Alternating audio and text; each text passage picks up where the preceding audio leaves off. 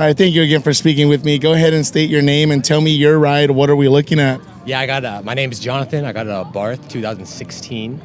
Yeah. And such a unique color, and I love yellow cars. But most importantly, the Abarth, man, the Charlie Sheen commercial car, dude. Tell me why this car? Why the Abarth? I'm actually Italian, so I'm just sticking to the roots. Oh, my dad, he works on Italian cars. He's a professional detailer. Oh, wow. So I seen this car. We had it at the shop. I picked it up. Honestly, it's like a little go-kart. It's a lot of fun to drive, and that's really the main reason. It's not like the most masculine car, I feel, but definitely it's fun to drive, and that's what it's about for me, at least. I think this car has a unique spirit that people, regrettably, because cars have gotten so much bigger, so much fatter, so they miss something, like you said, the go-kart experience, the more intimate closed cabin, and raucous four-cylinder. I know that this thing has a great sounding four-cylinder. Now, you've mentioned Italian cars, Italian roots. There is that negative stigma about Italian cars having to always be fixed. Fiat, right? True. Fix it again, Tony. What has your been experience working on this car? So I've actually blown the engine. I blew the engine like 2 months ago. Yeah, that was my fault, though. The car is tuned. It's running E85 right now, Gotcha. Stage 2. So we got a couple things going. I've been revving it out, so I blew it up. But that's my fault. I can't blame the car on that. And when you talk about reliability, if you're driving a car right, how it's supposed to be driven, you're gonna get what you need out of it, But when you do stuff like me and you're revving it out, you're pushing 100 miles an hour on a little 1.4, things are bound to go wrong, So when they do go wrong, you can't say, oh, the car is a piece of crap, a piece of garbage. You say, oh, well, what did I do for that to happen, Right, okay. Exactly. So it's just that change of mind of it's not the car, it's what was I doing. That's a really good, it makes a lot of sense for some of these manufacturers. Now, you mentioned your dad, he was into Italian cars, he's detailing.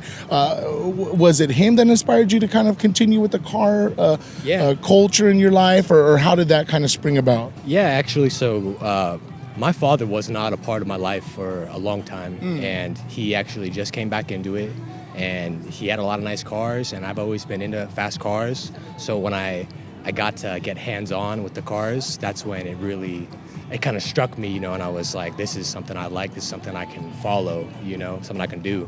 So that's where we are, come out here, have fun, see new people, meet new nice people, and talk about cool cars, Yeah. Exactly, right? Yeah. Now, what are some other cars you've owned in the past, or have you always been a tuner guy, maybe a motorcycle guy, or what's been in your past repertoire? Yeah, no, as far as my past goes, I've actually had an Audi S3 before. Nice. Yeah, stock Audi S3. I've had a 335i BMW.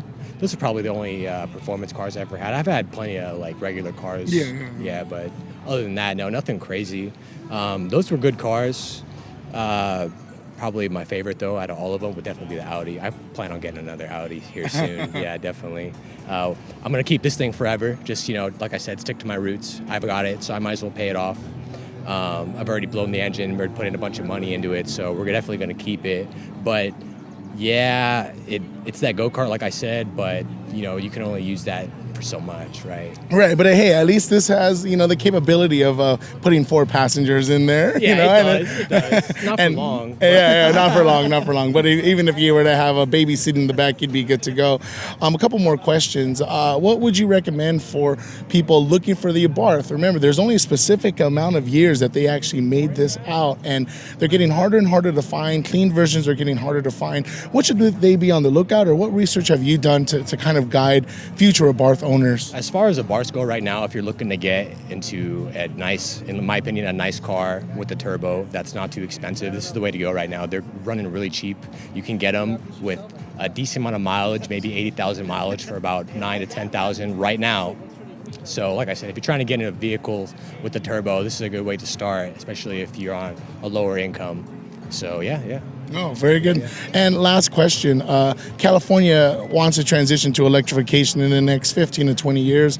What are your thoughts of electric cars and kind of the future of the car culture? That's not sustainable, I don't think. That electricity comes from somewhere. It comes from coal plants.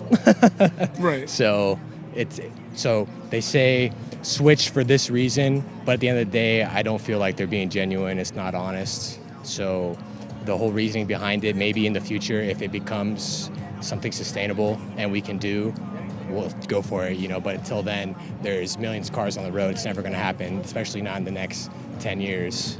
Right. I think people need to be educated and do their research. Like you said, we're robbing Peter to pay Paul in terms of power and electricity. Exactly. So go ahead and give out any shout outs, your plugs, your social, anything you wanted to go ahead, do so now. Yeah, you guys can give me a follow at midnight.abarth on IG. Yeah, my name's John. God bless. Yeah, I appreciate it. Thank you so much. I'm going to do a quick walk around of the car, but I appreciate your time.